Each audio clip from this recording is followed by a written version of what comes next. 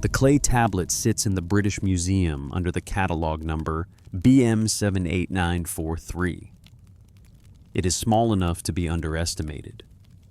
Less than 2 pounds, a piece of baked earth with edges that have survived collapse fires, removals, centuries of handling, and the quiet violence of time itself.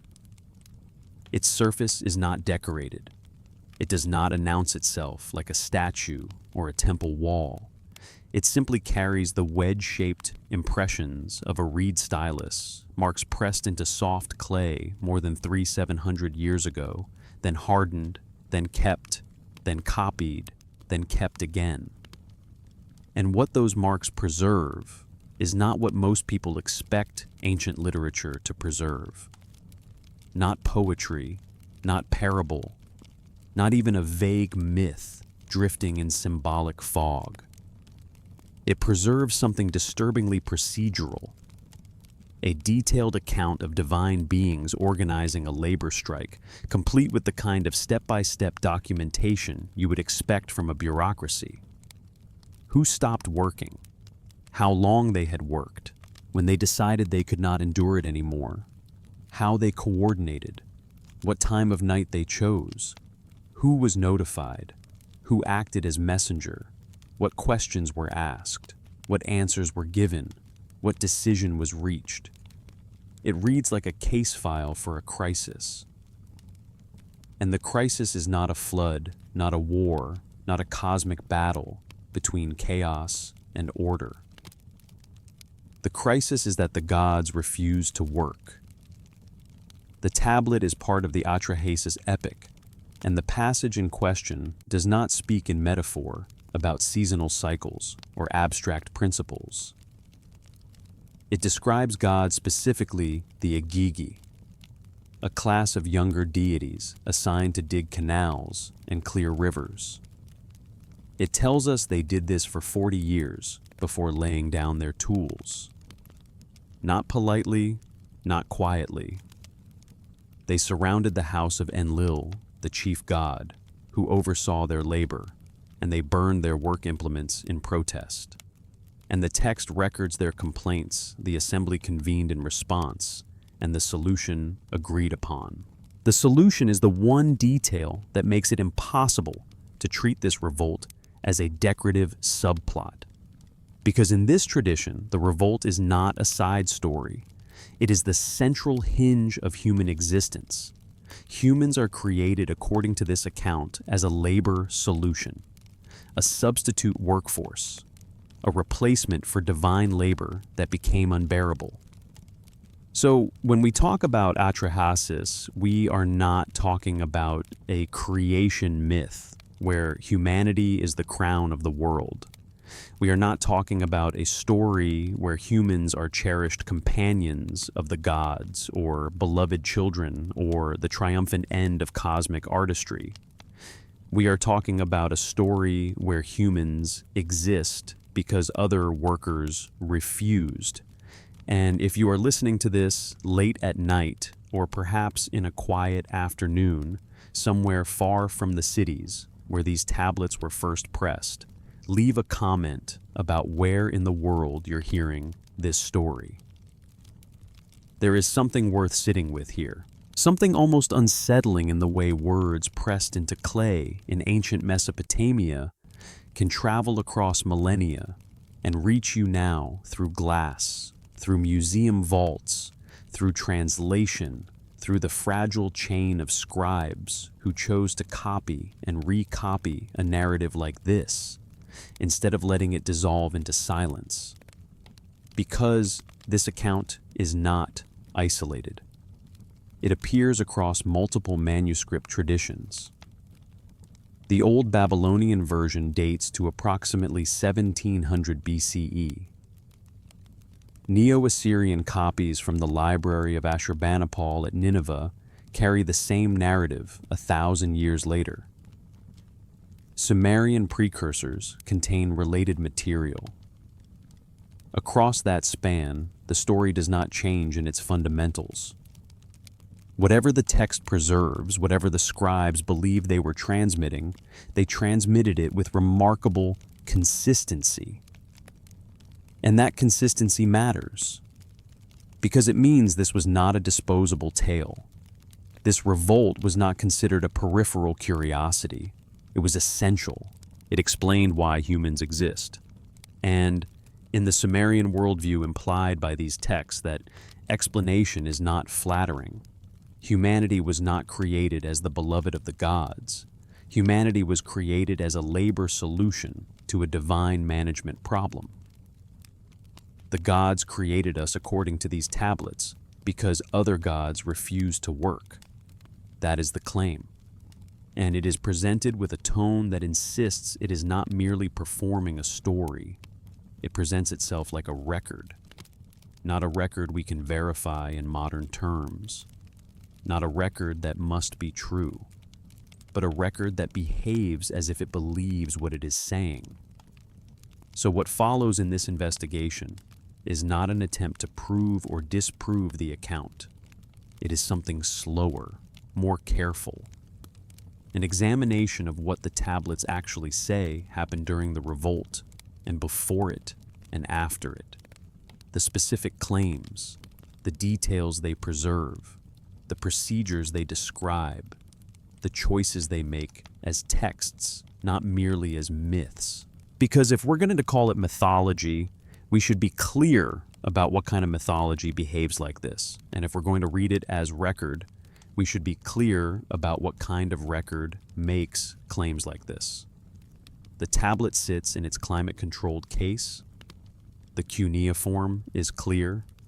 The translation is established. And still, the question remains open, not about whether we personally believe the narrative, but about what the narrative is doing and why it is doing it with such administrative precision. The architecture of divine labor. Before the revolt could happen, there had to be work. Atrahasis does not begin with rebellion. It begins with labor. It begins with a world before humans existed, when the gods, instead of man, did the work and bore the loads. And that phrasing matters, because it is not once upon a time language. It is not dreamy myth time language. It is presented like a temporal marker, a period with conditions before humans existed. Someone else worked. So, tonight, slowly, carefully, we begin where the text begins. Not with the shouting, not with the fire, not with the house surrounded in the middle watch of the night. We begin with the shovels, the baskets, the canals, the rivers, the long duration, the burden that accumulates year after year until it stops being bearable. Because only when we understand the work can we understand the refusal.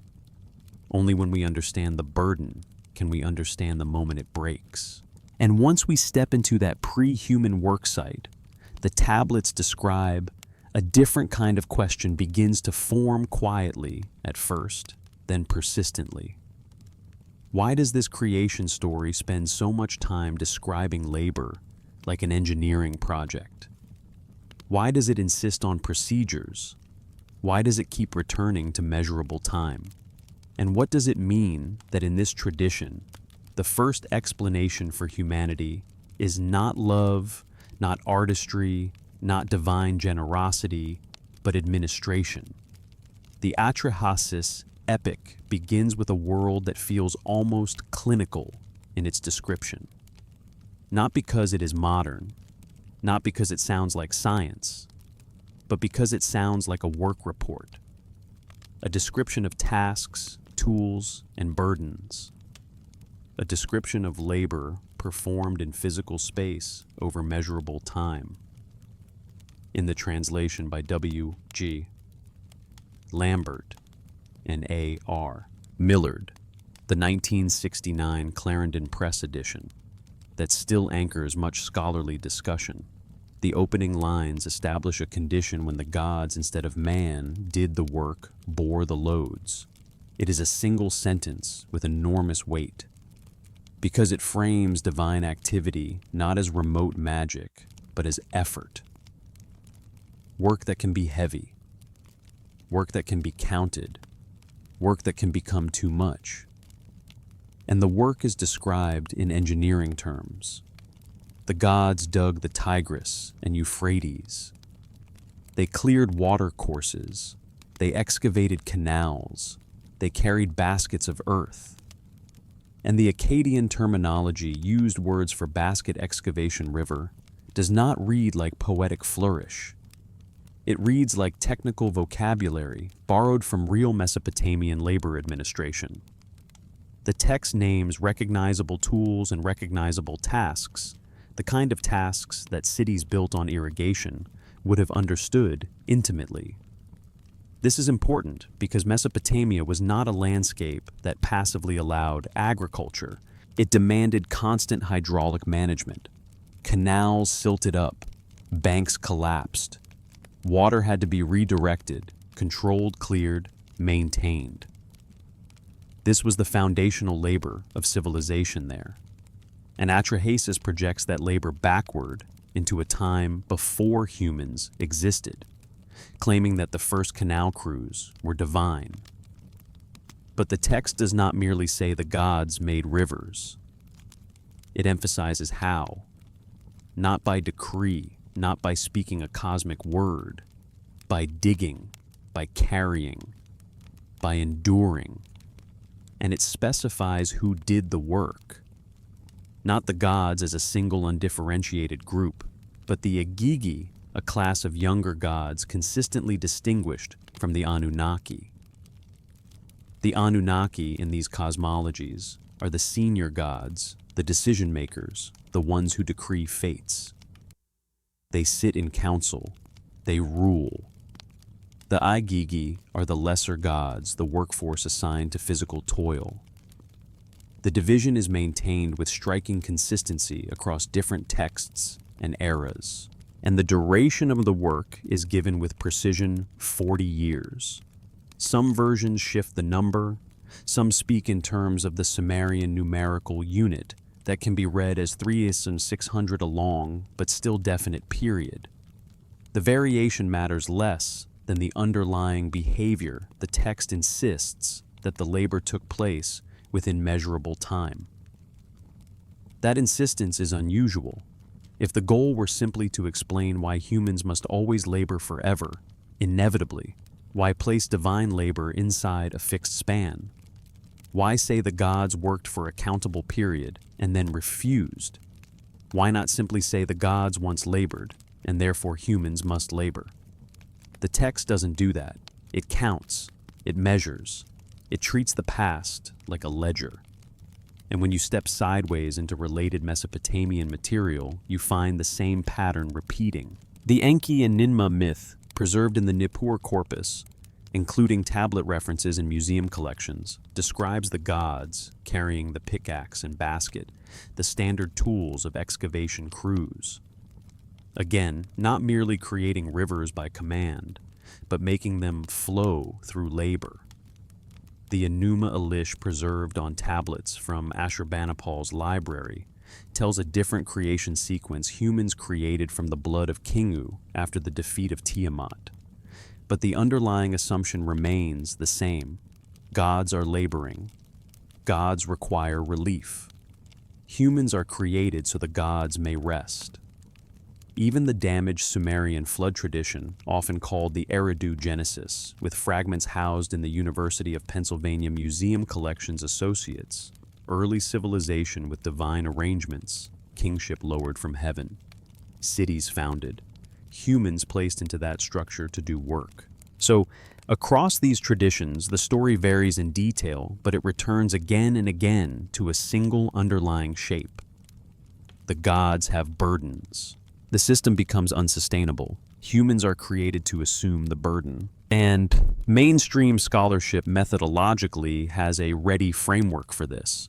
These are ideological myths, stories that explain why humans labor, why cities require organization, why hierarchy exists. The procedural details can be read as the projection of familiar Mesopotamian labor practices onto divine prehistory. The gods work like human corvée crews because that is the model the storytellers knew. The divine council resembles civic assemblies because that is the structure the cities lived under. It is a coherent explanation. It is not lazy. It fits comparative mythology. And it aligns with the hard reality that the Tigris and Euphrates were not dug by any workforce. They are natural rivers shaped over geological time. So, the text's claim is incompatible with geology if read literally. But even inside the mythological framework, there are details that remain awkward. The technical vocabulary is not poetic. The division between rulers and workers is stable across centuries. The insistence on duration is persistent. The narrative tone lacks the genre signals of obvious parable. It reads like history, like administration, like record. And once you notice that, you start noticing something else. The claim as the text presents it is sequential and procedural. First, there was labor performed by the Igigi. Then, over a measurable span, they endured. Then they counted the years. Then they refused. Then they acted in coordinated protest. Then the Anunnaki convened in council. Then a solution was implemented. That structure is not random. It is not dreamlike. It moves like a report, which does not mean it must be true, but it does mean the text wants to be read as if it is describing something that happened. And the longer you stay with the labor section, the more the revolt begins to feel less like a mythic flourish and more like the inevitable outcome of an unsustainable system. Because if there is work, if there is hierarchy, if there is a workforce, if there is a burden measured in years, then refusal is not surprising. It is almost structural. A system built on endless toil eventually produces the moment when someone says enough. And Atrahasis does not rush to that moment. It builds toward it. First complaints, then organization, then confrontation.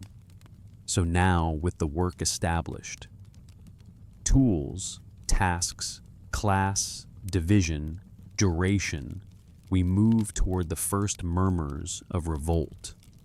Not the siege yet, not the fire yet, but the quieter beginning gods speaking to one another, counting years, comparing burdens, and realizing together that the system they serve has become unbearable. The revolt in Atrahasis does not erupt like lightning. It does not arrive as pure chaos. It arrives the way real work, stoppages often arrive through accumulation, through murmured agreement, through the slow spread of a shared sentence that becomes impossible to unhear. The tablets describe a progression. First, the Igigi complain to one another. That detail matters because it implies something social before it becomes political. Conversations among laborers, grievances circulating horizontally, not yet delivered upward. The dissatisfaction moves through the workforce before it becomes open action. And then the trigger is described with a kind of cold clarity. They counted the years. They measured the duration of their dredging. They performed an accounting of how long they had labored and concluded the burden was excessive. This is not a divine tantrum. It is an assessment, a calculation. And that again is a strange tone for mythology, because it suggests record-keeping awareness of time's passage, a collective memory anchored in numbers. The text does not name a single charismatic leader. Instead, it indicates the gods held a meeting among themselves. They filled the night with their outcry. That phrasing can sound poetic, but the structure is practical. They gathered, they spoke, they decided together. And then they chose a form of protest that is so concrete it almost shocks. They burned their tools, not metaphorically. They took the spades and baskets, the implements they had used for decades, and they set them on fire. A symbolic act, but also a functional declaration the work will not resume. Then, in a body, they proceed to the residence of Enlil. They do not scatter. They do not splinter. They move together. And the tablets preserve a temporal marker that feels oddly unnecessary if the aim were only to explain why humans exist. They did it in the middle watch of the night. Mesopotamian night was divided into watches, and the middle watch is deep darkness, maximum, surprise, minimum activity. The text could have simply said at night. It does not. It places the action in a tactical time slot, and it adds another detail Enlil did not know. The revolt was kept secret until the moment of confrontation, so the scene is not cosmic chaos. It is planned. It is coordinated. It is executed with surprise. And then comes the response step by step, like an administrative procedure unfolding under pressure. Enlil's vizier, Nusu, awakens him and reports the house is surrounded. The phrasing preserved is blunt. Your house is surrounded. A rabble has gathered at your door, language that reflects the ruler's perspective. The term used for the gathering can carry a neutral meaning of assembly, but here it is colored by alarm, by disapproval, by the sense that something improper is happening, a breach of order. Enlil's first response is not to strike. It is to secure, bolt the door, then convene the council. He sends for Anu, the sky god, and Enki, the god of wisdom and fresh water, to come to his house while it is under siege. This is peculiar. The chief authority, surrounded by his workforce, does not instantly crush them. He seeks counsel. He moves into procedure. The council scene appears in multiple manuscript versions. Anu arrives. Enki arrives. They ask what is happening, and Enlil explains the Igigi have stopped work. They demand relief from the burden. Then Enlil poses a question that reveals uncertainty rather than omnipotence. Who will take command? Who will handle this crisis? And the text does something else that is easy to miss if you read too quickly. It inserts mediation. Nusu is sent out as envoy to address the assembled Igigi. He asks them to identify their grievance and their leader. His questions are preserved. Who started the war? Who began the battle? The terminology is revealing. The dispute is framed in military terms: war, hostility, battle, because from the perspective of the ruling gods, a labor stoppage is not merely inconvenience. It is existential threat to order. And the Igigi respond collectively. Every one of us has declared war.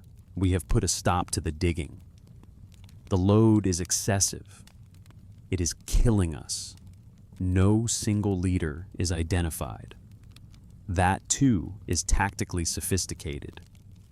A leaderless or collectively led movement cannot be defanged by punishing a few ringleaders. The council cannot isolate a culprit. They must face the workforce as a unified body. Nusu reports back. And then comes one of the strangest details in the entire revolt sequence. Enlil weeps. His tears flow.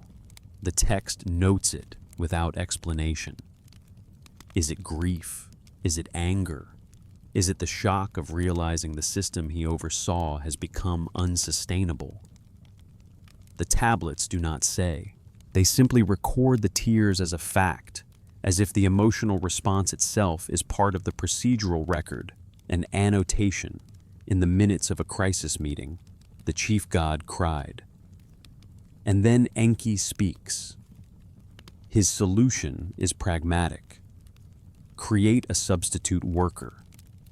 Let the birth goddess create Lulu, a term that can mean mankind humanity, or specifically a laborer. Let him bear the yoke. Let him carry the burden. And the repetition in the phrasing matters because it emphasizes transfer. The burden is not removed, it is relocated. The Igigi refuse, the council accepts. No dissent is recorded. No one proposes punishing the rebels. No one proposes forcing them back to work. Instead, the ruling gods agree to manufacture a new class of beings who will do what the rebellious workforce will no longer do. The birth goddess, named variously across manuscripts, is summoned. She is told to perform the creation, and she agrees with conditions that will matter later. This sequence revolt council decision implementation does not change across the major manuscript traditions. Old Babylonian, Neo-Assyrian, the core structure remains stable. And here the text raises a quiet, stubborn question. If the function of the story is to justify hierarchy and labor, if it is meant to teach submission, why does it portray successful resistance? The Igigi are not crushed. They are accommodated. They win relief. The system changes because workers organized and refused. The myth does not show rebellion as futile. It shows rebellion as effective, though it also shows that the solution is to create a new underclass to bear the burden instead. So the moral complexity does not resolve into a simple lesson. It remains a knot, and the procedural detail does not loosen that knot. It tightens it. Because the revolt is not described as cosmic metaphor. It is described like something that unfolded in time, with steps, messengers, questions, answers, tears, and a final administrative decision. And that is where we are now, at the council that changed everything. At the moment when the divine administration under siege chooses not to punish rebels, but to redesign the labor system by creating humanity. The divine revolt in Atrahasis is not just a moment of refusal. It is also a moment of governance. Because what happens after the tools burn is not a battle scene. It is not a heroic suppression. It is not thunder and lightning and cosmic violence. It is a council meeting. And the text lingers there. It lingers in the steps, the order of response, the sequence of procedure. As if the most important thing to preserve is not the spectacle of rebellion, but the machinery that had to turn in order to respond to it. Enlil is surrounded, and yet what he does is administrative. First he secures the door, then he seeks counsel. He sends for Anu and Enki. And already the text is telling you something about how divine authority functions in this world.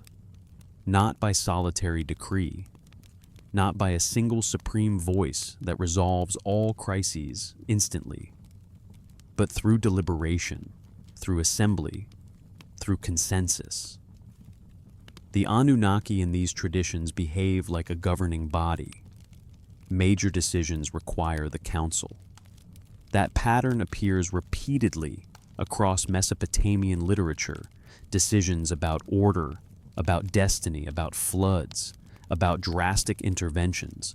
These are not the whims of one god. They are outcomes of deliberation among multiple gods. And here in Atrahasis, the council meets under pressure.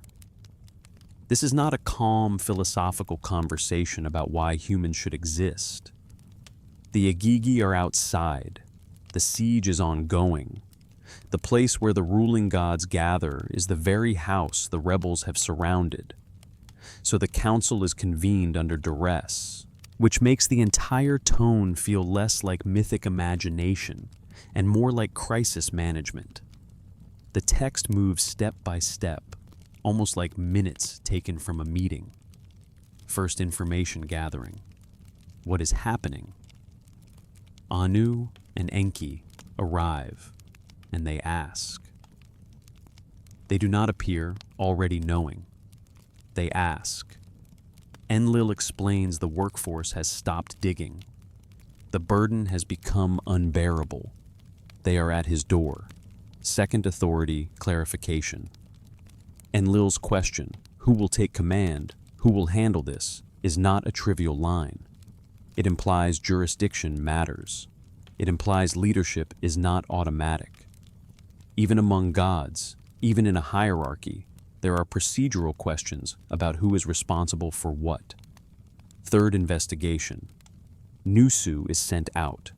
Not a warrior, not an executioner, a mediator, a vizier, an administrator whose job is communication between levels. And if you listen closely to that role, you hear something very Mesopotamian. The ruler does not speak directly to the mass. The ruler speaks through an intermediary. The intermediary translates, carries questions outward, carries answers back inward. Fourth questioning. Nusu addresses the assembled Igigi and asks for two things, the grievance and the leader. And it is worth slowing down here because the question about the leader is not just narrative flavor. It reveals the assumptions of authority. Nusu asks in preserved phrasing, who started the war, who began the battle? It is military language applied to a labor dispute. From the ruler's perspective, refusal is war. Work stoppage is hostility. A gathering at the door is siege. But the deeper assumption is this: there must be an instigator. There must be someone to blame. There must be a head you can cut off to end the problem. That is how hierarchical systems often think. If there is disorder, someone caused it. Find the leader, neutralize the leader, restore order. And then the Igigi respond with a kind of collective intelligence that the text preserves with almost clinical clarity. Every one of us has declared war. Every one of us. No leader, no single instigator, no one to isolate, no one to sacrifice to restore the system. The rebellion is presented as unanimous collective leaderless, or perhaps better collectively led. And that matters because it makes the council's problem harder. A leader can be negotiated with. A leader can be punished. A leader can be bribed. But a unified workforce that refuses to identify leaders forces the authority to face the grievance itself, rather than reducing the revolt to a personal crime. Fifth reporting. Nusu returns and conveys the answer. The complaint is simple and physical. The load is excessive. It is killing us. Our work is heavy. The distress is great. The language is not about dignity or honor. It is about weight, about endurance, about bodily strain. And only after this report, only after the grievance is articulated, does Enlil weep. The text places the tears in a specific spot in the procedure. He hears the complaint. He hears that the burden is killing the workforce. And then he cries. The tablet does not tell us why. It does not moralize. It does not interpret.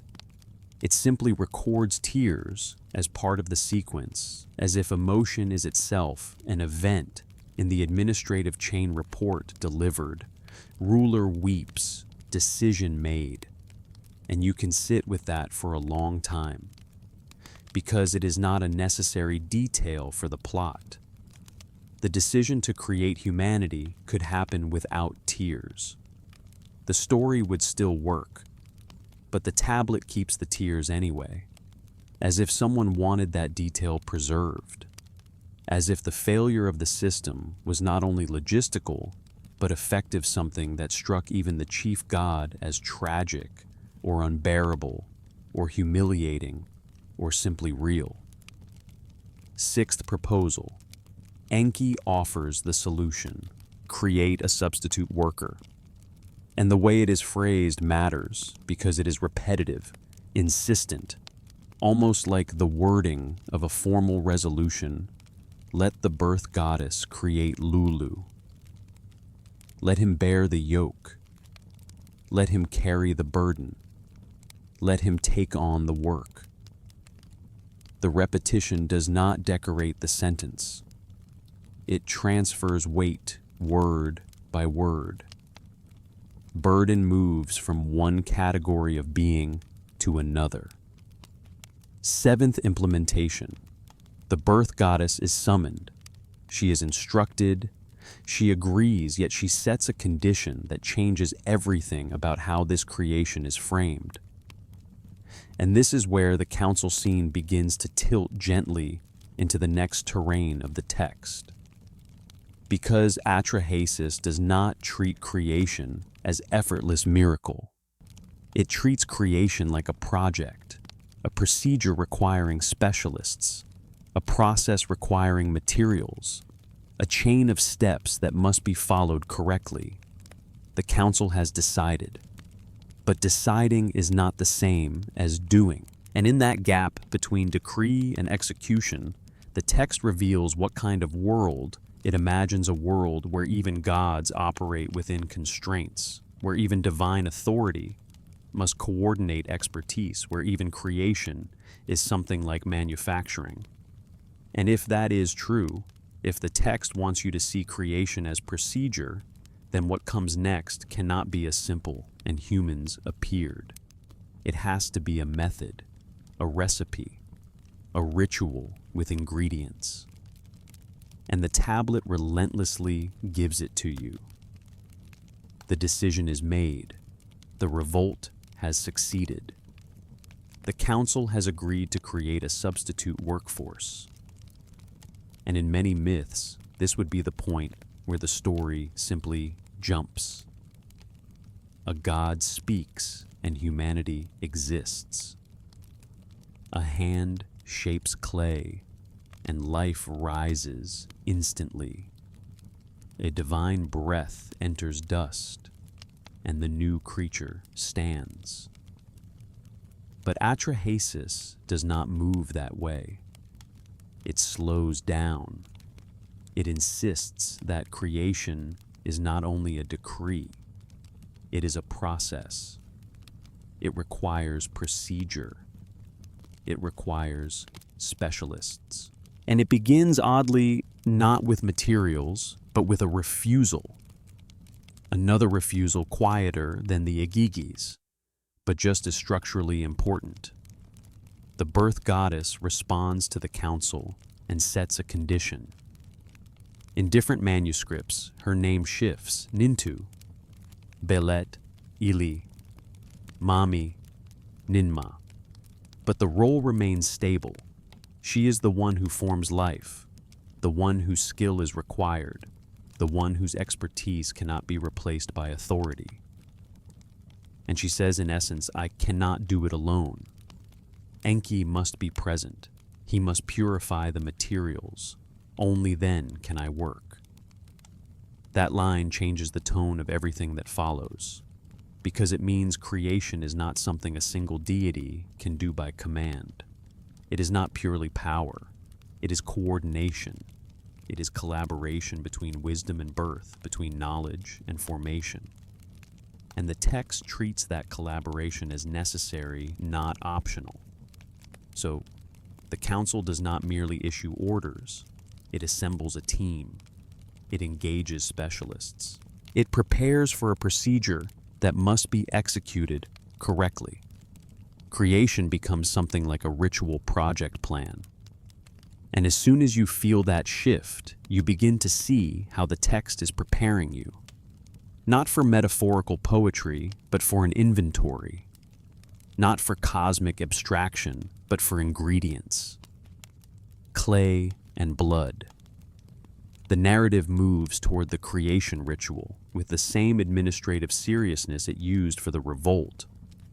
Because if humans are the solution to a labor problem, then humans must be made in a way that guarantees they can bear labor. They must be designed for function. The first question in this myth is not what is a human. The first question is, what will a human do? And the answer repeated, returned to phrased again and again, is the same: bear the yoke. Carry the burden. Do the work the gods refused. So, the text frames humanity as a tool, but not a simple tool. A complex one. A tool that requires divine expertise to manufacture. And then the ritual begins to gather around a disturbing requirement. A god must be slaughtered. Divine blood is needed. The clay is straightforward. The earth is available. It is the material of bricks and pots and bodies in Mesopotamian thought, moldable, receptive, able to hold form. But the blood is not impersonal essence floating in the air. It is the blood of a divine being. And Atrahasis does not soften that. It does not treat the sacrifice as purely symbolic. It describes it as a necessary component of production. Let one god be slaughtered, and let the gods be purified by immersion. The language is striking because it carries passive weight. Let one god be slaughtered doesn't specify who does the slaughtering. It hides the hand behind the decision. But the fact remains the council chooses. A life ends. Blood becomes material. Different manuscript traditions give different names or no name at all. Sometimes the god is generic, simply a god. Sometimes a specific name appears, and sometimes that name carries the sense of intelligence or understanding. But before we even reach the question of identity, the text gives you a more basic insistence. Humanity is made from a divine death, not by divine breath, not by divine word alone, by a killing that permanently transfers substance from the divine community into the clay. And the procedure that follows is presented again as step by step. Purification is performed. The materials are prepared. The birth goddess is ready, but only because Enki has done what she required: purification preparation, the handling of the sacred and dangerous matter. This is not described as mystical ecstasy. It is described like careful handling of ingredients. And here the narrative begins to pull you toward its central image, with increasing force, blood mixed with clay. Not blood sprinkled, not blood touched, mixed, thoroughly mingled, as if the text wants you to picture integration at the material level, God and earth combined into one substance. And this is where the story becomes increasingly difficult to read as simple metaphor, even if you choose to read it as metaphor. Because Atrahasis does not say humans have a divine spark. It says a god and a man will be mixed together in clay. That is a different claim. It does not treat divinity as an invisible breath. It treats it as physical material distributed through bodies. And if you pause here, if you let the wording repeat in your mind, the way the text repeats its own emphasis, you can feel the paradox forming. Humans are created to serve, but humans are created from divine substance. A workforce engineered for burden, yet infused with the blood of a being who belonged to the gods. Manufactured for obedience, yet literally containing what is not supposed to be merely obedient. And the text does not resolve that paradox. It simply proceeds into procedure. Because the council has decided. The specialists have agreed. The materials will be prepared. And the next section, the one the tablets preserve with unsettling concreteness, is the creation itself, the slaughter, the mixing, the shaping, the incubation, the 10 months, the opening of the womb, the emergence of the first humans already bound to labor. It is all there, not as a single sweeping line, but as a sequence. An Atrahasis will not hurry through it. The council has decided. The rebels remain outside. The burden has been acknowledged.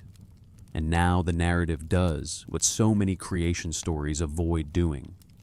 It explains how, not in a single sentence, not in a sweeping cosmic gesture, but in steps, ingredients, actions, durations, like a procedure being recorded. The birth goddess has already said she cannot do it alone. Enki must be present. He must purify the materials. Only then can she work. So, before the first human exists, the text insists on preparation, on cleanliness, on handling, on a ritual logic that treats creation as something dangerous enough to require purification, something not done casually, not done on impulse. And then comes the requirement. The tablets never soften. A god must be slaughtered. This is not phrased as metaphor. It is phrased as necessity. Divine blood is needed. Clay is needed. And the divine blood is not taken from an abstract reservoir of divinity. It comes from a death inside the divine community. Different manuscript versions give different names or no name, but they agree on the action one god will die, and from that death, the material for human creation will be supplied. And the language used is almost bureaucratic in its distance. Let one god be slaughtered, as if the text is writing a resolution rather than describing a murder. Passive voice, no agent, no hand named, just a decision recorded as policy. And then another line beside it, like a procedural addendum, let the gods be purified by immersion. The death is tied to purification. The creation is tied to purification. As if the gods themselves must be cleansed in order to proceed with manufacturing what they are about to manufacture. So the sequence begins. The chosen god is killed. His body is brought forward. The birth goddess issues instructions. Purification is performed, though the tablets do not fully specify the mechanics. They preserve the fact, the requirement, the step in the chain. And then we reach the line that the text returns to, like a fixed point: mix clay with his flesh and his blood. The verb matters. It is not touch. It is not anoint. It is not mark. It is mix, thoroughly mingle, blend, integrate. The clay contains blood. The blood becomes clay. And the tablet makes the implication explicit with wording that is almost startling in how direct it is. Then a god and a man will be mixed together in clay. God and man together. Not symbolically adjacent, not metaphorically linked. Mixed.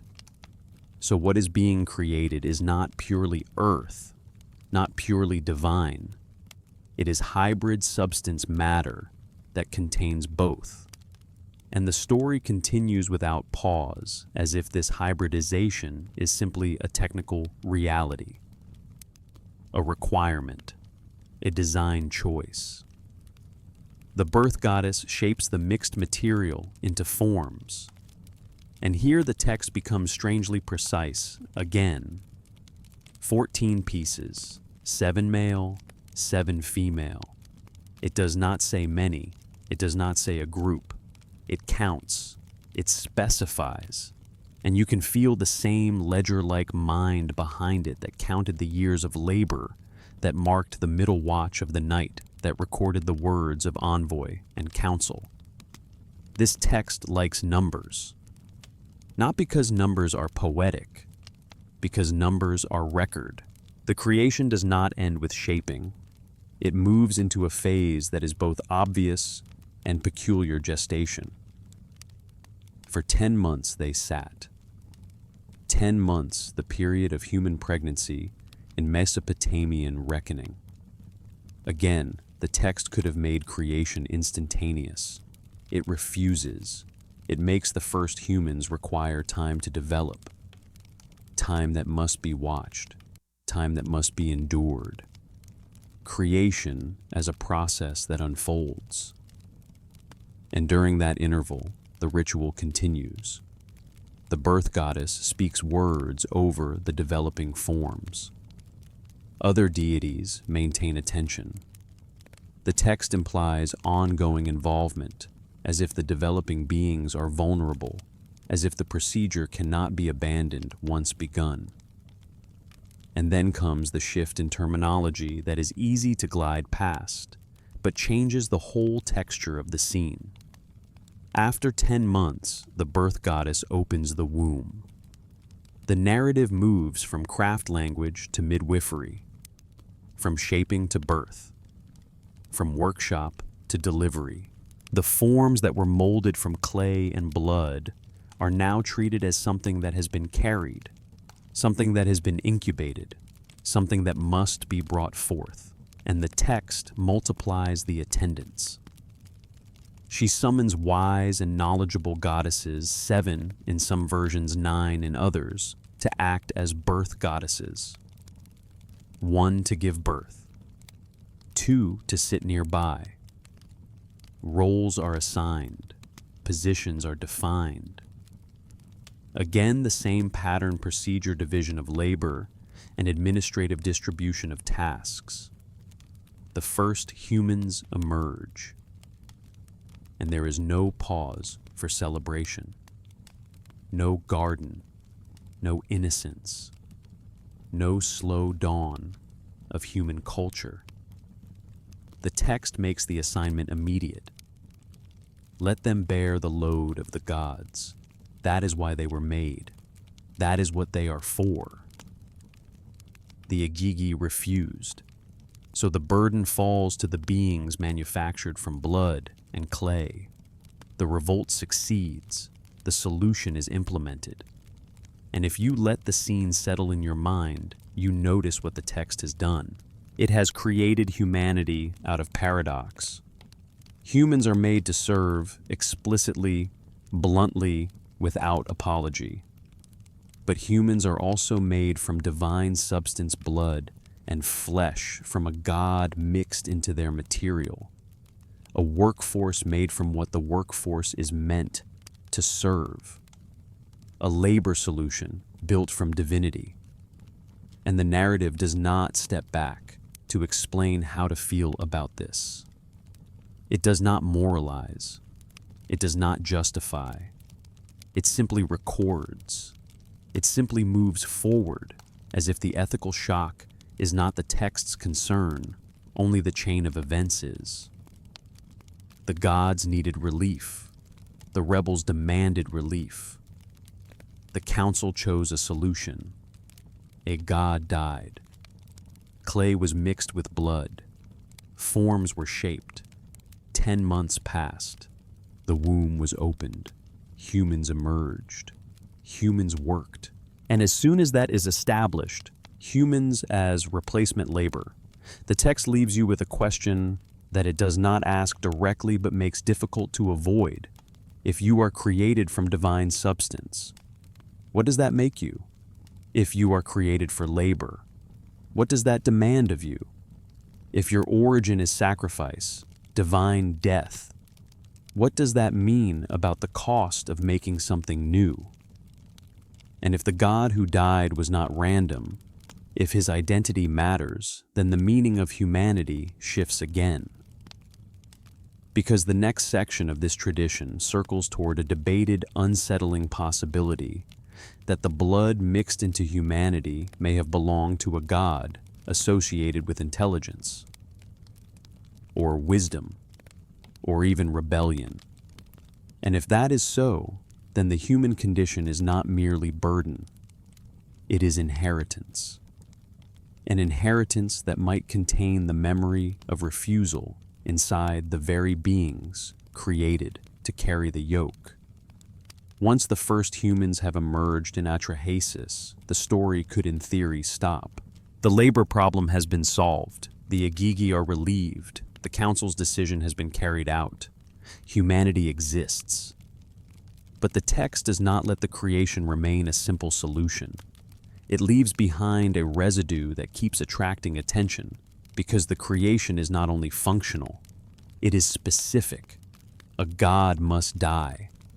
And the identity of that god becomes one of the most debated elements in the tradition, precisely because the manuscripts do not speak with one clear voice. In some versions, the god is simply called Ilum, a generic term meaning a god. In that reading, the identity is not emphasized. Any divine being could provide the blood. The category matters more than the individual. The creation requires divine substance, and so a divine life is taken. But other manuscripts preserve a name. And when a name appears, it changes the texture of the act. Because a generic sacrifice is one thing, a specific sacrifice deity is another. Some versions use a name that appears as we. Others use gestui, a name whose meaning carries the sense of ear wisdom, intelligence, understanding. And when that name is present, it is difficult not to feel the text nudging you toward a particular implication. Human cognition, human intelligence derives from the sacrificed God. Not metaphorically as a gift, but materially because his blood is mixed with the clay that becomes human bodies. So the question becomes unavoidable, not because the text directly asks it, but because the logic sits there in the procedure. If you are made from the blood of a god associated with intelligence, then your intelligence is not merely human, it is inherited from a divine source that has been made mortal through mixture. The god does not resurrect, his life does not return, his essence is distributed. Divinity descends into clay and remains in clay. And in that, the text introduces another tension without resolving it. If humans contain divine essence, why are humans mortal? The implied answer is not stated like doctrine, but it is built into the materials. The divine component mixed with clay becomes subject to clay's fate. The blood does not make humans gods. The mixture makes God's substance mortal. The sacrifice does not elevate humanity into immortality. It drags a piece of divinity into death. But then there is a further complication, and the script itself names it. Some scholarly interpretations argue that the sacrificed god is not just a god and not just wisdom, but specifically the instigator or leader of the Igigi Revolt. The reasoning is grounded in sequence. The revolt happens. Nusu reports. The council decides, let one god be slaughtered. Some scholars have argued that archived in the BYU Scholars Collection argues that the textual pattern points toward the sacrifice deity being identified as the rebellion's leader. In this reading, the creation of humanity becomes a double solution. It provides replacement workers. It eliminates the source of rebellion through ritual execution. The revolt succeeds in ending divine labor, but the cost is the life of the one who made the refusal possible. So, the narrative becomes morally stranger than a simple labor myth. The workers win, but one of them dies, and from his death, humanity is born. Which means humanity is created not merely from divine substance, but from the substance of a being associated with refusal, resistance, rebellion. And if you stay with that logic, if you let it turn slowly, the way the text itself turns slowly around burdens and procedures, then the paradox deepens. Humans are created for servitude, but humans are created from rebellion. We are made to carry the yoke. But our cognition, our ear wisdom, may come from a being who refused the yoke. The text that never states this as psychological theory. It does not say humans inherit a rebellious nature, but it provides the ingredients for that inference. Blood contains identity. Blood contains essence. Blood mixed with clay becomes the substrate of human being. So, if the blood belongs to rebellion, then rebellion is inside humanity, not as a moral lesson, but as composition. And then the tension becomes almost unbearable in its simplicity. We were created from refusal and born into obligation, made from a rebel, manufactured to work. That unresolved contradiction becomes a kind of engine inside the whole Atrahasis tradition, because it echoes forward into everything else that happens later in the epic. Humans multiply. Humans become noisy. Humans disrupt divine rest. Enlil tries to reduce them. Enki protects them. The gods debate destroying them, and the flood comes. But even before the flood enters the story, you can already feel how the creation itself sets the stage for conflict. A workforce that can reproduce is not like a workforce of gods. The divine workforce is stable in number. The human workforce expands. So, the solution to one crisis becomes the seed of another. But before we move there, the text itself invites comparison, because Atrahasis is not the only Mesopotamian tradition that ties human origin to divine blood. The Enuma Elish offers another version humans created from the blood of Kingu, the defeated consort of Tiamat. In that account, the slain deity is clearly associated with rebellion against the current divine order. His execution is punishment. Humanity is fashioned from the blood of a defeated insurgent. So again, the pattern appears. Humans created from rebel blood, not from the blood of a loyal servant, not from the blood of a benevolent creator, from the blood of a figure bound up with resistance and conflict. The details differ. Atrahasis emphasizes clay and a labor revolt. Enuma Elish emphasizes cosmic battle and Marduk's supremacy. But the underlying structure remains strangely consistent. Humanity is born from violence inside the divine world. Humanity carries that violence in its origin, and humanity is assigned immediately to service. So if you stand back and look at the shape, it feels like a paradox, deliberately preserved rather than accidentally produced. Humans contain something that remembers freedom. Humans exist for a purpose that demands obedience. Humans are mixed God and man inside clay, neither fully divine nor purely material, neither perfectly compliant nor purely rebellious. A being built to endure burden, yet seeded with the substance of refusal. And the texts never smooth this contradiction into a clean moral. They simply let it exist. They let it sit at the heart of human existence, like an unresolved question. And then, as the narrative begins to widen, it carries that question into the next great boundary. Mesopotamian tradition insists upon the world before the flood, and the world after. A world where kingship is lowered from heaven reigns, last impossibly long. Civilization takes root, humanity multiplies, and the gods again confront a problem created by their own solution. After the creation sequence, Atrahasis does not treat humanity as an end. It treats humanity as an intervention, one that immediately begins producing consequences.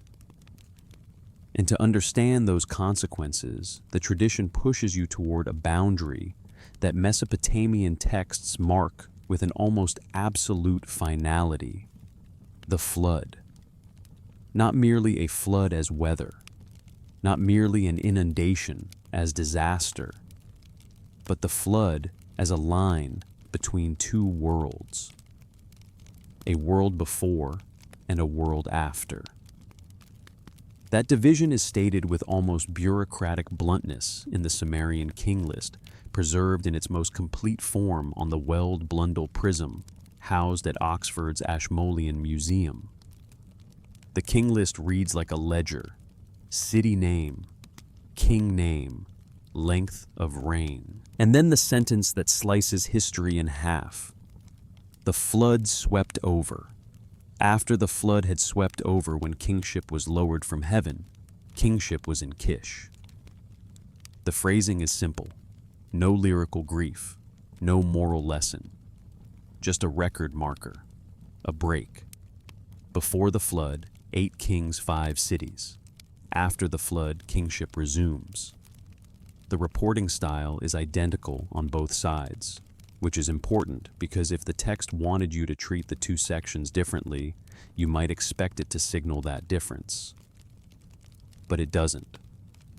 Before the flood, the reigns are extraordinary. The shortest is 18,600 years. The longest is 4,200 years. And the total span from the first king to the flood is given in vast, almost impossible time. Mainstream scholarship reads these numbers as symbolic corrupt or based on misunderstood units. No human lives, tens of thousands of years. The antediluvian section is usually treated as mythological prehistory, but the text itself does not mark it as myth. It lists those reigns the same way it lists later reigns that are historically plausible. Same structure, same tone, same ledger, only the scale changes. And that creates a strange interpretive tension. If the purpose is to establish kingship as ancient, divinely ordained, reaching back beyond memory, why make the numbers so extreme that they strain credibility? Why not make them merely long? Why not say 500 years, 1,000 years enough to suggest antiquity without stepping into absurdity? The king list chooses excess. And scholars have proposed explanations. One is mathematical. Perhaps these numbers arise from sexagesimal calculations, using units like the Sumerian shar, which can represent 3,600, and perhaps the years are not years as we understand them. Maybe the units were months, maybe seasons. Maybe a scribal tradition misunderstood an older system and faithfully copied the misunderstanding for centuries. Another explanation is theological. Perhaps the antediluvian kings were not human in the later sense. They represent a time when gods or god-kings ruled directly, and time itself was reckoned differently because the beings involved were different. The flood then becomes a transition, not only from one epoch to another, but from one kind of rulership to another, from divine to human. And what complicates everything is that the cities listed in the antediluvian section are real. Eridu, Bad Tabira, Lorak, Sippar, Shurupak. These are not invented fantasy locations. They are archaeological sites. Eridu in particular has occupation layers stretching back deep into the 6th millennium BCE, making it one of the earliest known Sumerian settlements. So, the text's geographical frame is not imaginary. The stage exists. But the kings, those names, those reigns, leave no archaeological trace outside the king list tradition. No inscriptions, no administrative documents, no temple records.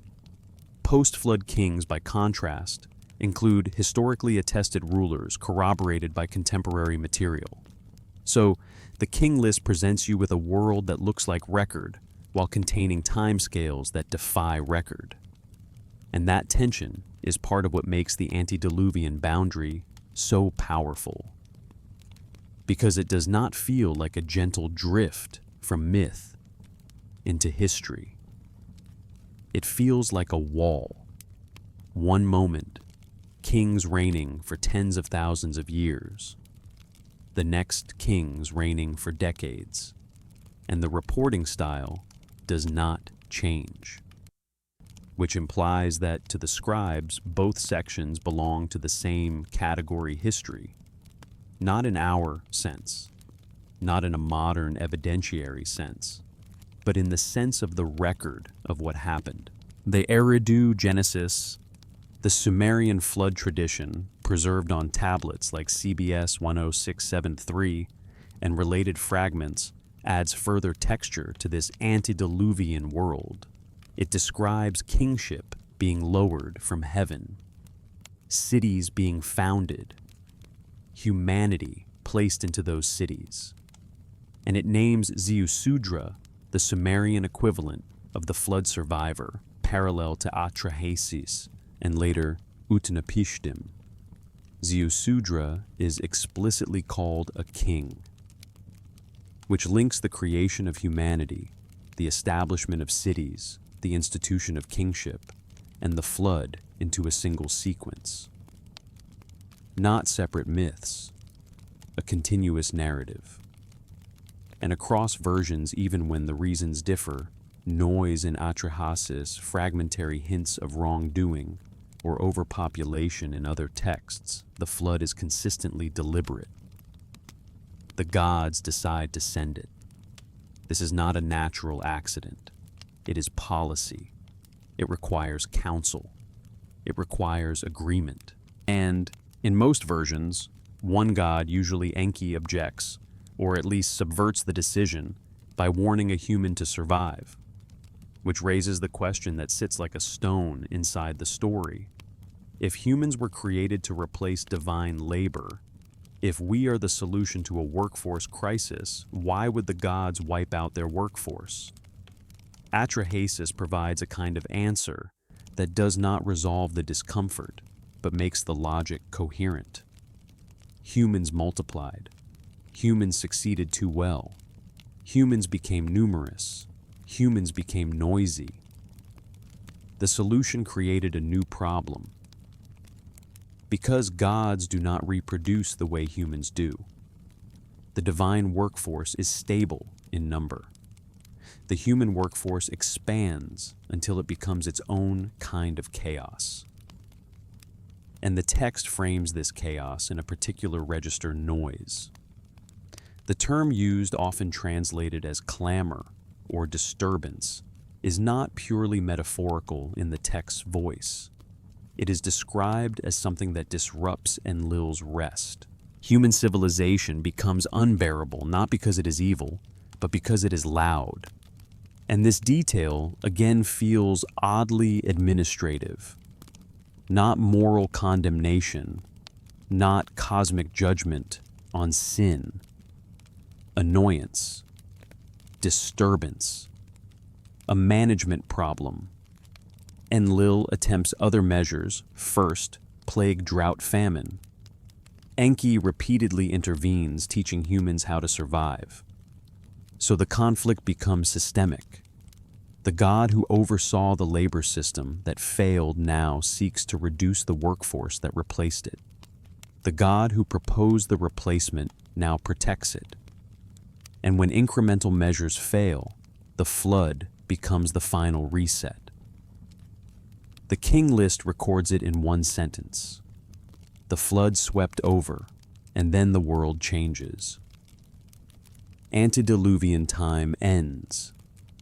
Recorded history begins.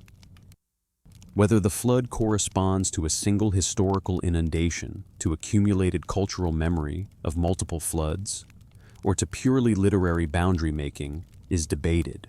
Archaeology shows major floods did occur regionally, but not simultaneously, and not globally. But in the texts, the flood is not geology, it is a hinge. And the hinge matters because it marks a transition from a world where gods and humans are closer, where divine labor precedes humanity, where creation is recent, where kingship is lowered from heaven into a world where gods recede. Time becomes human-scaled, and history becomes verifiable. So, the antediluvian boundary in Mesopotamian tradition does something that feels almost like a psychological move. It contains the impossible. It locates the impossible in a before that can be recorded without being reconciled to ordinary evidence. And then it allows a new after, where evidence and record can align. But because the texts preserve both with the same tone, they keep the tension alive. They refuse to tell you when to stop believing. They just keep listing. And now, having entered the pre-flood world, the narrative presses toward another question, the one your script returns to again and again. Why do mainstream scholars read all of this as myth? And what exactly does that methodological choice mean? Because the flood boundary is not only a story boundary, it becomes an interpretive boundary. On one side, mythological time, impossible rains, divine labor, gods walking close to earth. On the other historical time, attested kings, archaeology, stratigraphy, naturalistic explanation. And scholarship tends to treat that boundary as a line where myth ends and history begins. But Atrahasis itself does not say that. It just says the flood swept over, and then it keeps going. If you step back from the antediluvian world, if you let those impossible rains and that sudden flood boundary settle in your mind, the next question arrives almost on its own. Not a question about the gods, not a question about whether anyone really dug rivers, but a question about method. Why does mainstream scholarship read Atrahasis as myth? Not why do people dismiss it in the lazy sense. But why do trained Assyriologists, working with tablets, languages, manuscript families, archaeological layers, why do they approach a text like this already knowing what category it belongs in? And the answer, as your script lays out, is not arrogance. It's framework. It's the machinery of modern historical study itself. Academic scholarship on Mesopotamian creation texts rests on a premise developed and reinforced over more than a century. Ancient myths are cultural products reflecting the societies that produced them, not documentary reports of literal events involving divine beings. That premise is not random. It emerges from comparative mythology, anthropology, and the sheer pattern of the world's traditions. Creation myths appear across cultures with shared structures, even where no contact is plausible. Humans formed from earth, humans formed by gods, flood stories distributed across continents, divine councils, divine rebellions. The repetition of patterns suggests a repetition of human need to explain origin, purpose, order, suffering, using narrative forms that feel intelligible to the people telling them. So, within this framework, Atrahasis is understood as ideological. A story that exists to explain why something is the way it is. Why must humans labor? Because humans were created to labor. Why do humans serve gods and kings?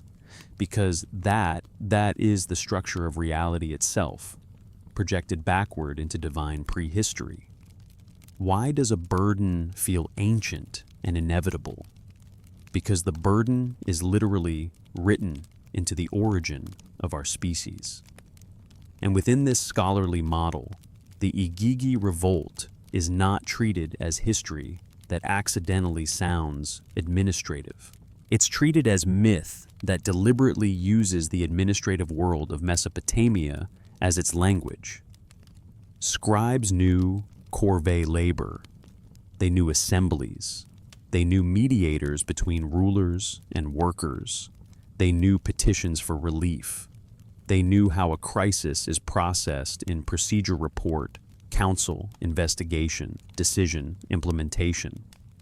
So the myth takes those familiar structures and projects them upward onto gods, because gods are the narrative screen upon which societies cast their realities. In this reading, the revolt becomes ideological in a complex way. It acknowledges that labor is oppressive, even for gods, which validates human complaints about burden. But it also resolves the crisis by replacing one workforce with another, which naturalizes the idea that someone must always carry the load. The gods rest, humans labor, the system continues. And the procedural detail in the mainstream framework is not evidence of historicity. It is literary realism. It is the craft of myth-making, making the cosmic story feel plausible by dressing it in the clothing of familiar bureaucracy. Then the creation ritual, clay mixed with divine blood, enters the same interpretive machine. It becomes mythologized craft. Pottery, metallurgy, the mixing of substances, the shaping of forms, the 10-month gestation as obvious parallel to pregnancy. The birth goddess as dramatization of the mystery of reproduction. In this reading, the text is not saying humans were literally engineered from blood and clay. It is saying humans are earth, and yet we have consciousness, so we imagine divine essence mingled with earthly substance to explain the difference. And scholarship points to translators and editors whose work has shaped modern understanding. Lambert and Millard's reconstruction and translation.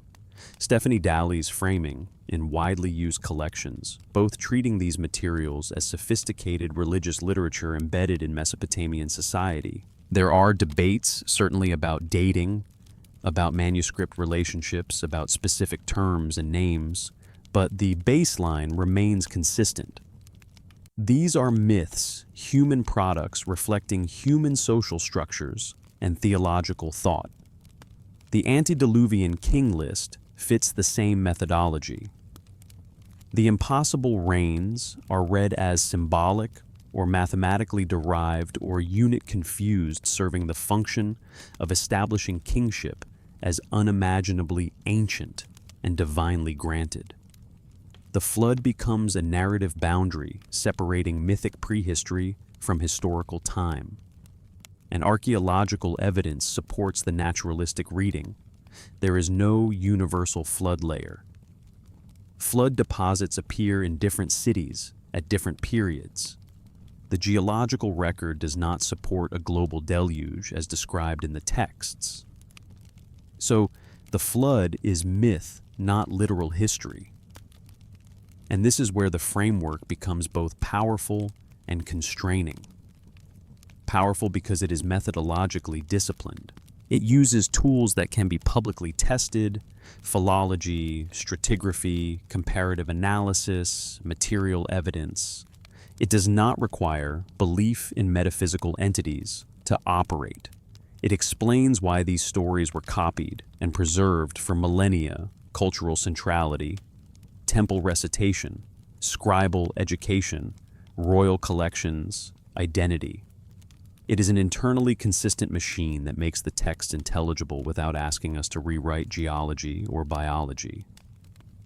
But constraining because it does not merely suggest a myth reading, it requires it. History as a discipline cannot accept divine intervention as a causal explanation and remain history in the modern sense. Archaeology cannot excavate heaven. Philology cannot test the existence of gods. So, the method begins with a boundary: divine beings are not historical actors in the evidentiary sense, which means the text cannot be literal documentation before the translation even begins.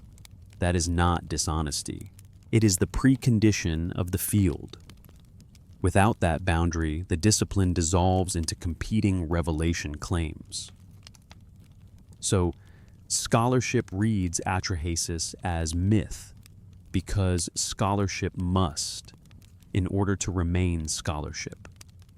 And yet, your script keeps returning to the cost of that method.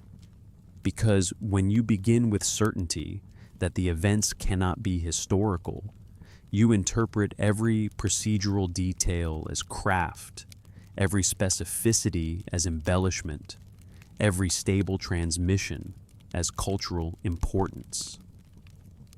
The conclusion is embedded in the approach. The circle closes before the investigation begins. Again, not because scholars are hiding something, but because the discipline is designed to function within naturalistic assumptions. Extraordinary claims require extraordinary evidence. Cuneiform texts claiming gods dug rivers are not treated as extraordinary evidence. They are treated as extraordinary claims made by humans, and within the scholarly framework that is a reasonable classification. Still, the text itself keeps pressing back. It keeps behaving like record. It keeps preserving details that feel unnecessary for a simple ideological function. It keeps presenting a successful revolt. It keeps requiring divine death. It keeps counting years, watches, numbers of forms, months of gestation. So the question becomes less, is scholarship wrong, and more subtle. Does the myth framework explain everything this text is doing, or does it explain most of it while leaving certain features not fully accounted for, features scholars notice, but tend to treat as flourishes, or vivid realism, or obscure significance? That is the edge your script approaches, not to overthrow the framework, but to stand at its boundary and notice what leaks through. Because Atrahasis is not merely a myth about labor. It is a myth that insists on procedure. And procedure preserved repeatedly begins to feel like something more than decoration, something the text itself cares about. And when a text cares about details across centuries of copying it, invites the question, what did those details mean to the people who preserved them? Within the mainstream framework, each strange feature of Atrahasis can be explained. That is part of what makes the framework strong. But your script is not satisfied with explaining each piece in isolation. It keeps returning to the accumulation. Because Atrahasis does something unusual, it cares about specifics that do not obviously serve the simplest purpose of the story. And those specifics persist. They survive copying. They survive centuries. They survive the movement from old Babylonian tablets to later Neo-Assyrian libraries. They remain like fingerprints on the clay. One such detail is numerical precision. The Igigi labor for 40 years, or, in some versions, for a countable number of Shar units. Whatever the exact number, the point is that the text specifies duration at all. If the goal is to justify why humans must always labor, why anchor the divine labor in a measurable span, if the message is work is the order of things, why present a world where the divine workforce labored only for a definite period before refusing? 40 can be symbolic. Yes. But symbolism is not the only option.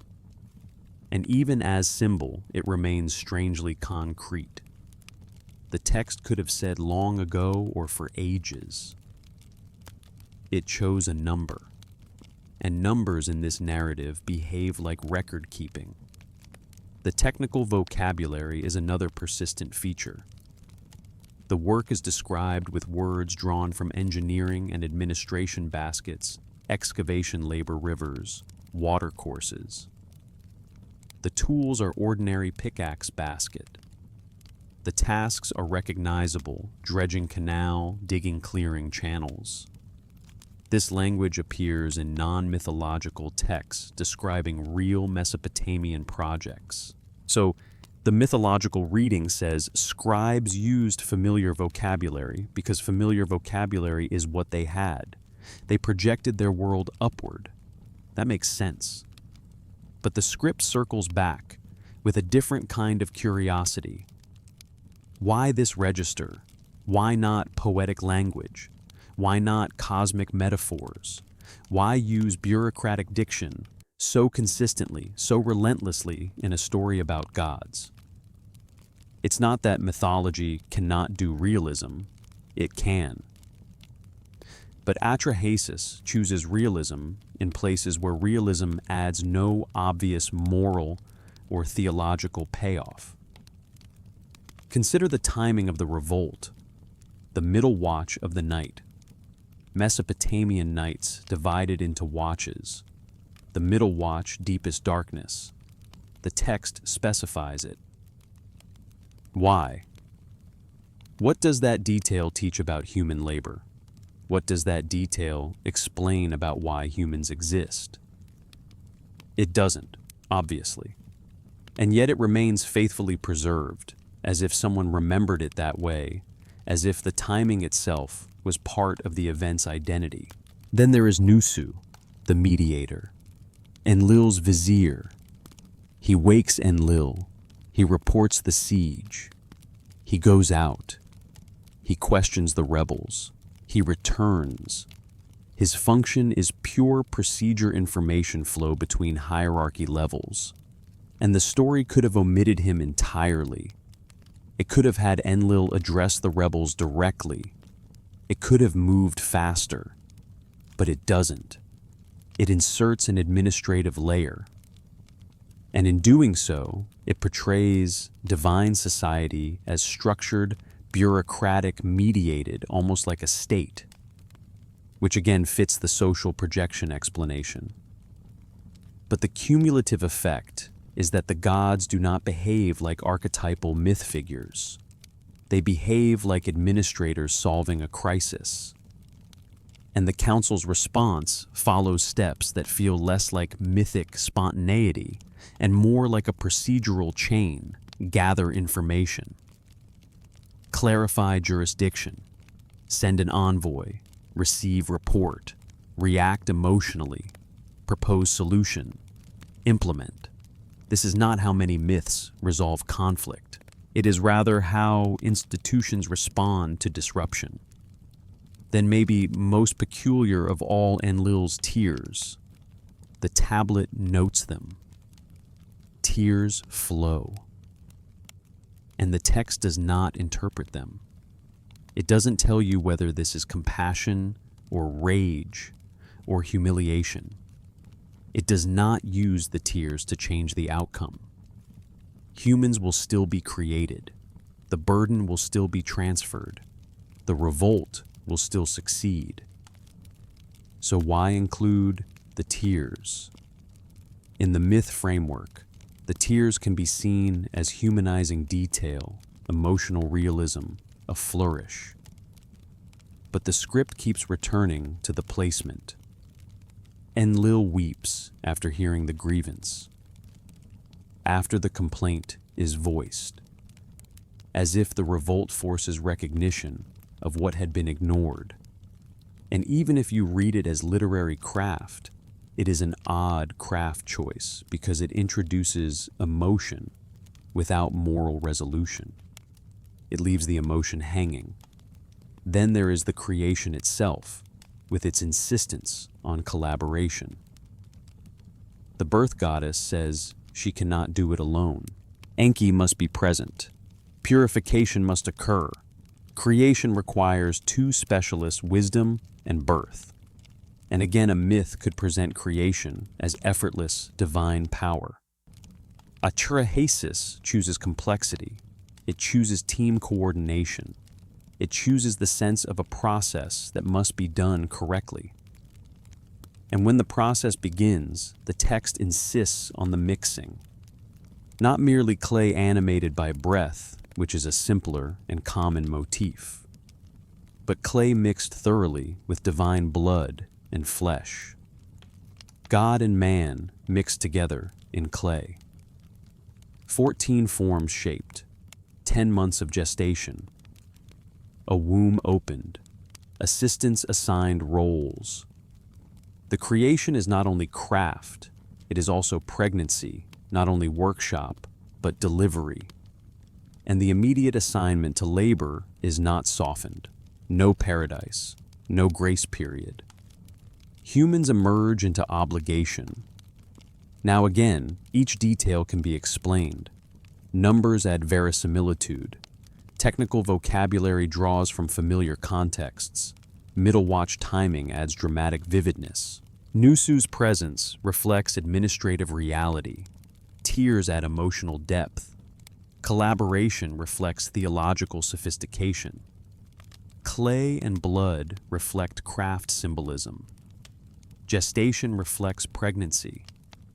Yes, all plausible, all possible. But what the script is noticing is not that any one explanation fails. It is that the text behaves like a document that cares about procedure. It preserves specifics that do not obviously serve the simplest ideological point.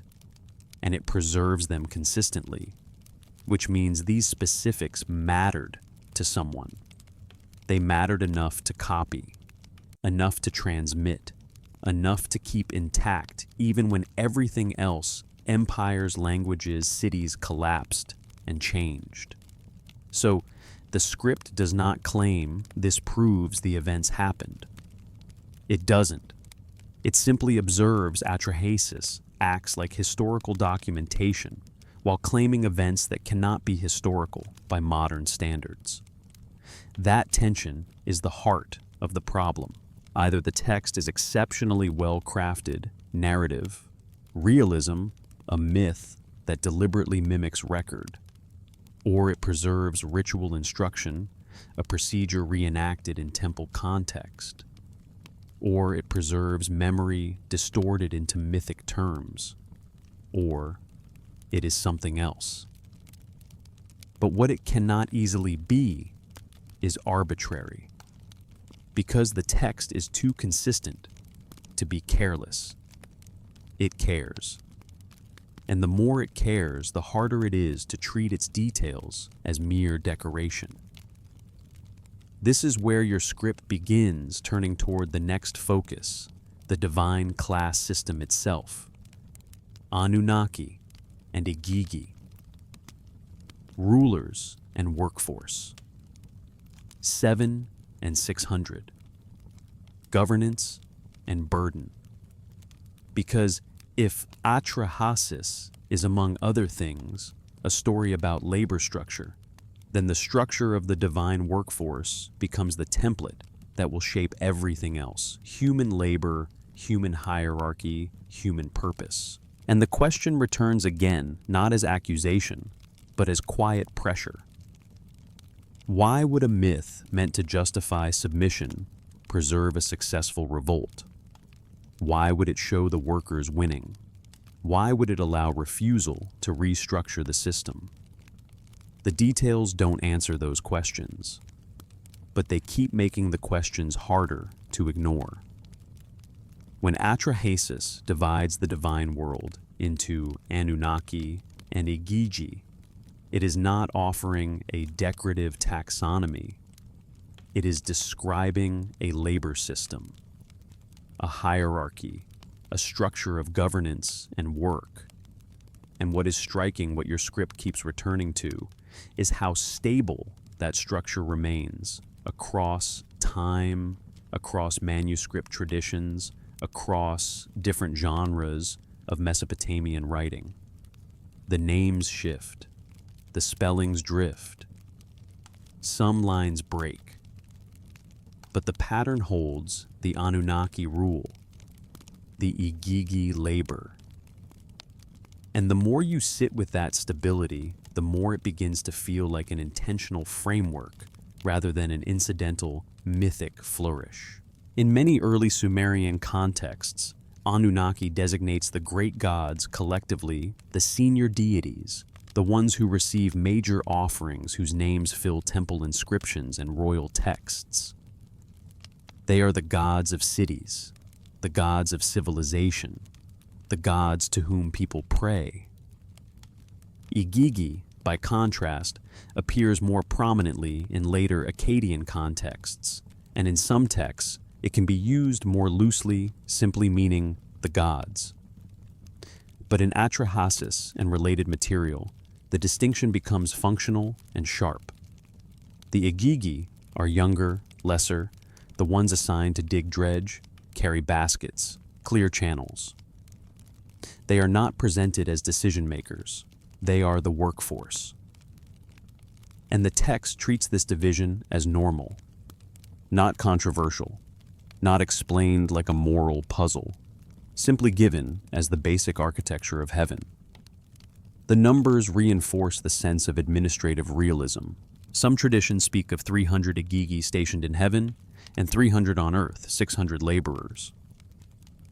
The Anunnaki are fewer, often 7 great gods, sometimes more in other contexts, but always a governing minority, a small managerial class, a large labor force.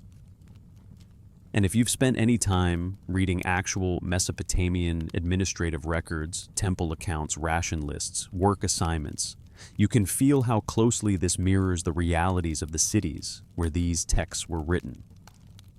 Because the labor that keeps the canals clear, keeps fields irrigated, keeps cities alive in the environment of the Tigris and Euphrates basin, is never a one-time act. It is constant. Silt returns. Channels clog. Water management is survival. So the Igigi's assigned tasks, the relentless hydraulic labor, fit the region's most demanding reality. Which means the myth is not inventing labor out of thin air. It is responding to the most concrete thing Mesopotamians faced: work that never ends. And the Igigi's complaint, recorded with blunt physical language, burden load work, sickness killing, echoes the kinds of terms found in real administrative contexts where people petition for relief. That parallel is one reason scholars read the myth as social projection. The gods work like corvée crews because corvée crews were the model of work the scribes knew. But again, the script doesn't stop at that. It turns the question around. If the story is meant to legitimize corvée labor, why does it show the laborers winning? Why does it preserve a successful strike? The Igigi do not merely complain. They organize. They meet. They decide. They act collectively. They choose the middle watch. They burn their tools, symbolic destruction of the means of labor, a declaration that work will not resume. They surround Enlil's house, the authority figure responsible for the system. They refuse to identify a single leader when questioned. They maintain unity, and the result is not suppression, not punishment, not divine retaliation. The result is accommodation. The council listens. Enlil weeps. Enki proposes a solution. And the solution is not forcing the Igigi back into their place. It is creating a new workforce to replace them. So the Igigi's revolt succeeds. They are freed from labor. They never return to the burden they rejected. This is not a myth with an obvious submit to authority moral. If anything, it demonstrates that authority can be pressured, that systems can be redesigned, that collective action can force even a cosmic administration to change course. And yet this victory has a cost that the text does not disguise. It creates an underclass. Humanity exists as the substitute. Humans are made to carry the load the Igigi refused, which produces a moral ambiguity the text refuses to resolve. Are the Igigi heroes refusing oppression and winning? Or are they selfish, escaping servitude by transferring it to beings who did not consent to exist? Atrahasis does not answer. It does not condemn the Igigi. It does not praise them. It does not pause for ethics. It records procedure and outcome. Divine workers stopped working. Divine rulers created replacements. And then something even stranger happens. The Igigi, having played the central role in why humans exist, largely vanish from later theological focus. They appear rarely. They do not receive temples as a collective. They are not addressed in the ordinary way people address gods when they want help. Ritual texts and prayers center on the great gods, the Anunnaki, the city patrons. The Igigi become in many contexts minor or background figures, almost as if their work was the point, and once the work is transferred, their narrative function is complete. This supports one possible interpretation. The Igigi are a literary device. They were never worshipped because they were never meant to be worshipped. They exist to make the origin story work. They are the necessary workforce whose refusal creates the crisis that makes human creation necessary. They are not gods people pray to for rain or health or victory. They are not associated with a city. They are a category. And categories do not receive cults the way named gods do. But your script also offers the alternative reading, which is psychologically haunting in a different way. Maybe their disappearance is not evidence of fiction. Maybe it is evidence of success. If they escaped labor, if they won their freedom, then they become irrelevant to human affairs. They are no longer managing rivers. They are no longer overseeing canals. They are no longer involved in the mechanism that humans now operate. They have withdrawn. They have stepped away. The species created to replace them has no reason to expect their attention, because their attention was always tied to labor. And if their freedom means distance, then their absence makes sense. They are the workforce that refused and then vanished. Either way, device or distant entity, the effect is the same. Humanity is left holding the burden, and perhaps more than the burden. Because if humans are made from the blood of a sacrificed god, possibly one connected to the revolt, then humans inherit not only labor, but the trace of refusal, which means the entire human condition in Atrahasis is framed by a double inheritance. We exist to serve. But we are made from the substance of resistance. That paradox remains unresolved. And it is not a minor thematic note. It becomes the hidden motor behind everything else the tradition will explore. Multiplication conflict flood the struggle between Enlil and Enki. The question of whether created beings can redefine their purpose. And now with the divine labor system set, the story widens outward into another kind of evidence. Not evidence of the events, but evidence of transmission. Because Atrahasis is not one tablet. It is a web of tablets. Different centuries, different cities, different libraries. And across that web, the same core remains labor revolt creation. So the next step in your script is to stand over that transmission pattern and ask what it proves and what it cannot prove. Because stability across time tells us something, but not necessarily what we want it to tell us. It tells us the story mattered. It tells us it was taught. It tells us it was copied with care. It tells us it was central. but it does not by itself tell us whether it was memory or metaphor. And yet the persistence of the story still presses on the listener with quiet weight. Because if a civilization keeps repeating a narrative for 2,000 years, maintaining its core structure through the fall of dynasties and the shift of languages, then that narrative is doing foundational work. It is not entertainment. It is architecture. The story builds the shape of how people understand why they exist. And the Atrahasis tradition, again and again, offers a blunt answer. We exist because the divine workers refused. We work because their work was transferred to us. We carry in our bodies the substance of a God who died in the resolution of that refusal. And that whether myth memory or ritualized explanation becomes the deep frame through which Mesopotamian culture imagined humanity. Atrahasis is not a single manuscript with a single authorial voice. It is a tradition. A set of tablets recovered from different cities, copied in different centuries, preserved in different libraries, now stored in different museums. And that multiplicity matters because it changes what skepticism can claim. This story is not modern fabrication. It is not isolated invention.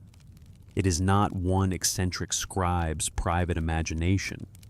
It is something that circulated widely enough to be recopied across centuries, stable enough to retain its core structure, and important enough to be placed eventually inside royal collections like Ashurbanipal's library. The Old Babylonian version, dated around the early 2nd millennium BCE, provides the earliest extensive preservation we have. Neo-Assyrian copies from Nineveh, about 1,000 years later, carry the narrative forward into a different political world, a different empire, a different scribal environment. And between them there are fragments from places like Sippar, showing the story circulating in multiple local traditions. Modern editions, like the reconstructions produced by scholars, are composite. They piece together Atrahasis from overlaps, variants, and gaps. No single ancient tablet preserves the entire narrative intact. We inherit the epic through damage, through missing lines, through reconstructions where scholars decide which reading to follow when manuscripts disagree. So, in one sense, Atrahasis, as we read it today, is partly a modern scholarly construction, but in another sense, the core of it is remarkably stable. The Igigi labor, the labor becomes unbearable, they revolt, the council meets. Humans are created as replacement workers. Those plot elements do not drift, they persist. And the persistence of those elements proves something simple and difficult. The story mattered. It was culturally central. It was worth copying. It was worth teaching. And that is the point at which interpretation becomes unavoidable. Because a story can be transmitted for 2,000 years for many reasons. It can be transmitted because it is believed to be history. It can be transmitted because it is believed to be sacred truth. It can be transmitted because it functions as foundational myth, an explanatory architecture that holds society together. Transmission proves importance. It does not prove literalness. So your script turns to the three interpretive frameworks that attempt to account for the same material, not as caricatures, as coherent systems. And it insists that which framework we choose reveals not only what we think the text is, but what we think reality allows. The first framework is the dominant academic one mythological reading. In this interpretation, Atrahasis is sophisticated religious literature. It addresses why humans labor, why authority structures exist, why burden feels inevitable, and it does so by projecting those realities onto divine prehistory.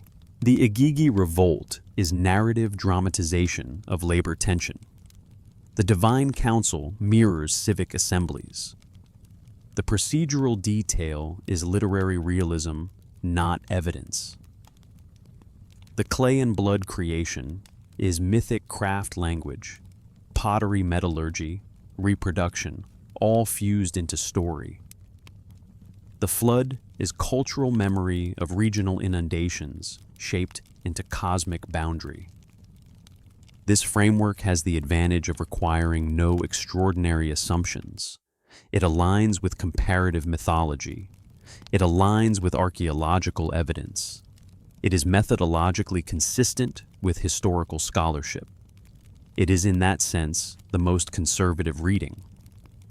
The second framework is esoteric or allegorical reading. Here, the surface narrative is not meant to be taken literally at all.